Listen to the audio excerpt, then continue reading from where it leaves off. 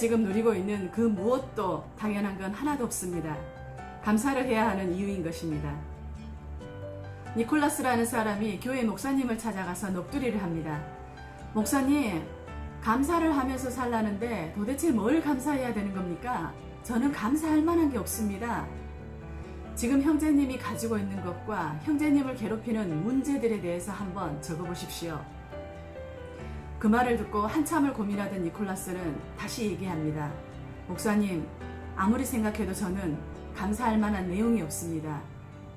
그러자 목사님은 이렇게 얘기합니다. 형제님은 사랑하는 아내분을 잃으셨군요.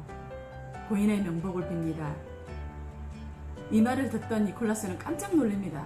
무슨 말씀이세요? 제 곁에는 지금 아내가 있습니다. 살아 있습니다. 아, 그렇군요. 그러면 형제님에게 사랑하는 아내는 가지고 있는 자산인 것입니다. 적으십시오. 형제님 집에 불이 났군요.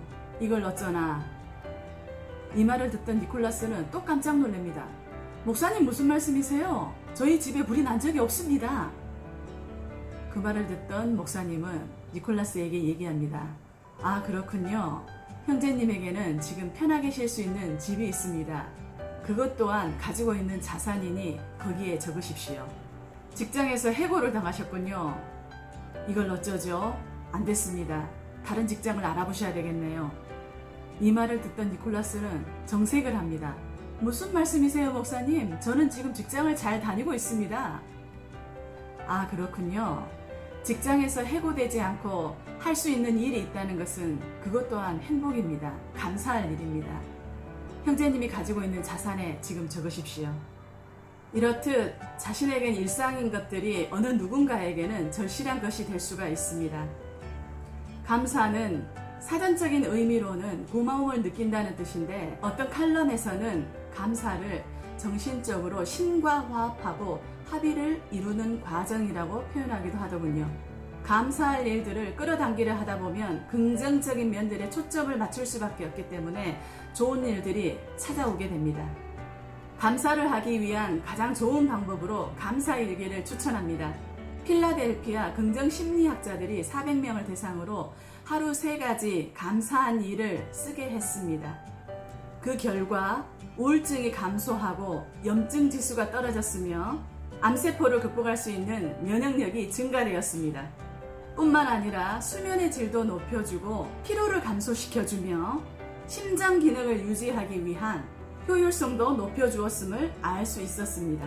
이러한 감사를 매 순간 하기 위해서는 3가지의 원칙을 지키면 됩니다. Stop, Look, Go. 멈추고 둘러보고 행동하라. 우리는 너무 바쁜 일상에 쫓기다 보니 주변을 둘러볼 틈이 없습니다. 우리의 삶 속에 때로는 정지 표지판도 필요한 것 같습니다. 멈춰야 비로소 보인다라는 말이 있는 것처럼요. 감사일기 하면 떠오르는 2사람이 있습니다. 불우한 어린 시절을 보냈지만 지금의 최고봉에 오르기까지 하루도 빠뜨리지 않고 감사일기를 썼다고 하는 오프라 윈프리. 7중 추돌의 교통사고로 인해 온몸에 화상을 입고 손가락 절단, 수십 번의 수술과 재활치료를 통해 삶의 끈을 놓지 않았던 이지선 씨. 우리에게 지선아 사랑해 라는 문구로 알려져 있죠. 손가락 절단 수술을 마치고 돌아와서 그래도 더 많이 자르지 않아서 감사하네. 불에 타지 않은 2발을 보고는 씻을 수 있는 2발이 있어서 감사하네 라고 했습니다. 유학 공부를 통해 석사, 박사 학위 과정을 마치고 지금은 후배들을 양성하는 일을 하고 있습니다. 지선 씨가 세상을 향해 던진 메시지는 아주 강력했습니다. 남과 비교해서 얻는 감사는 건강한 감사가 아니다. 남과 비교하지 않고 내 자신에게 있는 진짜 내 모습으로부터 우러나는 감사가 진정한 감사다라고 했습니다. 우리 몸에 보약과 같은 감사일기를 적는 구체적인 방법을 소개해 보겠습니다. 먼저 자신의 취향에 맞는 노트를 준비합니다. 감사할 일이 생기면 언제 어디서든 기록합니다. 하루에 몇 가지를 적을지에 대해서 기준을 잡아야 되겠죠? 3가지, 5가지, 10가지 이런 식으로 자신에게 맞는 기준을 잡아서 감사의 항목을 적어 가시면 됩니다. 감사할 일을 거창한 데서 찾기보다 일상의 소박한 데서 찾도록 합니다. 나는 아이를 돌봐야 해가 아니고 나에겐 돌볼 수 있는 아이가 있어서 감사해 라고 적어야 되겠죠. 가기 싫은 직장을 출근해야 해가 아니고 일할 수 있는 직장이 있어서 감사해 라고 적어야 됩니다. 아침에 일어나서 볼 수 있는 눈이 있어서 감사해. 이런 식으로 일상의 소박함에서 찾다 보면 3가지, 5가지, 10가지 이상은 쉽게 찾아서 적을 수가 있습니다. 사람을 만날 때 그 사람으로부터 받은 느낌, 감정에 대해서 적습니다. 그 만남이 가져다준 기쁨에 대해서 기록합니다. 항상 나를 아껴주고 나를 챙겨주는 친한 언니를 만났다. 오늘도 그 언니를 만나서 나는 무한한 에너지를 받고 들어왔다. 너무 감사한 일이다. 이런 식으로 적으면 되겠죠? 감사일기 쓰는 모임을 만들어 함께 합니다. 빨리 가려면 혼자 가고 멀리 가려면 함께 가라는 말이 있습니다. 주변에 친한 사람과 감사일기 쓰기를 함께 할 수 있다면 꾸준히 오랫동안 좋은 습관으로 자리하게 할 수가 있습니다. 좋지 않은 일도 좋은 일로 전환할 수 있는 감성 훈련을 합니다. 회사 과장님 때문에 기분이 너무 언짢았지만 오늘도 나에게 배울 수 있는 기회를 주어서 감사하다. 이런 식으로 말이죠.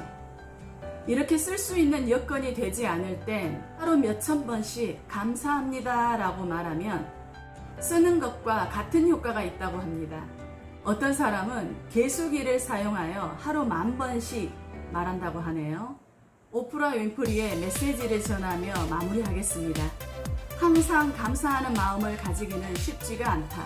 하지만 당신이 가장 덜 감사할 때가 바로 감사함이 가져다주는 선물을 가장 필요로 할 때이다. 감사하게 되면 내가 처한 상황을 객관적으로 멀리서 바라보게 된다.